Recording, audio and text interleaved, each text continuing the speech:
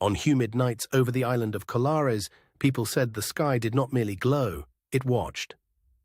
Small lights drifted low over the water and mangroves, then seemed to lean toward homes and boats as if searching.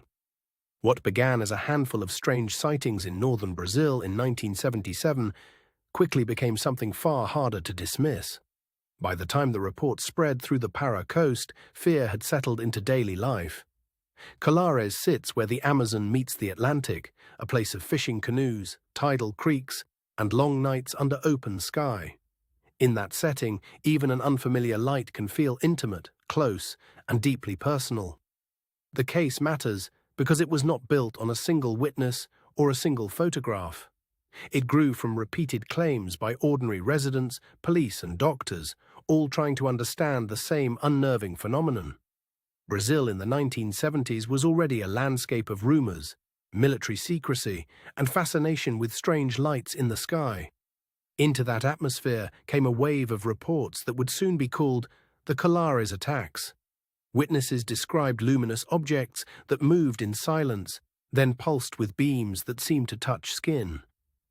The lights were small at first, but their behavior made them feel deliberate rather than distant. People on the island began to give the lights names of their own, because language was the only way to hold on to what they were seeing. The stories were local, but the pattern kept returning.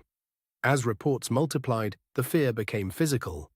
Some residents claimed they felt weak, dizzy, or burned after encounters, and a few said they saw puncture-like marks afterward. That detail is one reason the case still lingers. It was not just a story about lights in the sky. It was a story about bodies, fear, and a community trying to protect itself. Local accounts say the lights often appeared near the water, then followed boats, or hovered above houses at low altitude. In a place where travel depends on rivers and tides, that proximity made every sighting feel inescapable. The most memorable descriptions came from the way the lights behaved. They were said to change color, dart away, stop abruptly, and return again, as if responding to the people below. Soon the local police chief became involved, and the story moved beyond folklore into official concern. Investigators collected statements, sketched shapes, and tried to map where the sightings clustered. That shift matters because official attention gave the case a different weight. Once authorities entered the picture, the lights were no longer just village rumor. They became a matter of record and response. One of the most cited details is the reported use of flashlights and even firearms to drive the objects away. Witnesses said the lights sometimes reacted, retreating into the dark and then returning later. That back and forth gave the encounters a strange rhythm. It suggested something that was not random weather, not a single prank, and not easily explained by a one-time mistake. Doctors who examined some of the affected residents reportedly noted small lesions or marks consistent with local descriptions. Even if the cause remained uncertain, the medical concern helped lock the case into memory. The strongest believer case rests on repetition. Many witnesses, many nights, and a shared sense that the lights were not behaving like stars, planes, or ordinary reflections. The pattern itself became the evidence. Supporters also point to the geography. Colares is remote enough that a strange aerial event could unfold for weeks before the wider world fully understood what was happening. And then there is the emotional testimony, which is harder to file away neatly. People did not describe a distant spectacle. They described something that entered their nights and changed how they lived. Still, the case also invites grounded questions. In a busy coastal environment, could some sightings have involved aircraft, boats, planets, or misread natural lights amplified by fear and expectation? Skeptics also note how memory can sharpen around a frightening event, especially when one story spreads through a small community.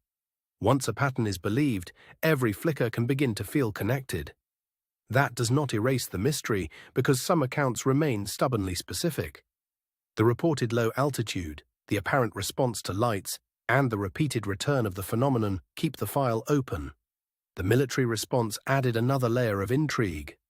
If the phenomenon was ordinary, why did it draw such sustained attention from officials in a remote corner of the coast? At the same time, official interest does not automatically settle the nature of what was seen. It may reflect public concern, genuine uncertainty, or the difficulty of sorting rumor from reality in real time. What remains most unusual is the way the story sits between categories. It is part village testimony, part medical concern, part police matter, and part sky mystery that never fully closed. Even now, the Colares reports raise a difficult question. If the lights were misidentified, why did so many people describe the same unsettling sequence over such a long stretch of time?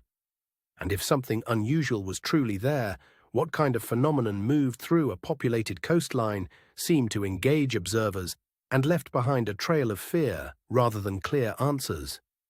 That tension is why the case endures. The conventional explanations are possible, but they do not quite capture the texture of the reports, the persistence of the witnesses, or the scale of the unease. Colares remains one of Brazil's most haunting light mysteries because it feels both local and larger than local. Something moved through that island community, and people still disagree about what it was. The archive gives us fragments, statements, memories, official attention, and a pattern of lights that refuse to stay simple. Put together, they do not solve the case, but they do keep it alive. Maybe the answer lies in a chain of ordinary things seen under extraordinary pressure. Or maybe Colares caught a glimpse of something that still resists our categories, even now. Either way, the island's nights were changed by what people believed they saw. And once a sky begins to feel inhabited, it is very hard to look at it the same way again.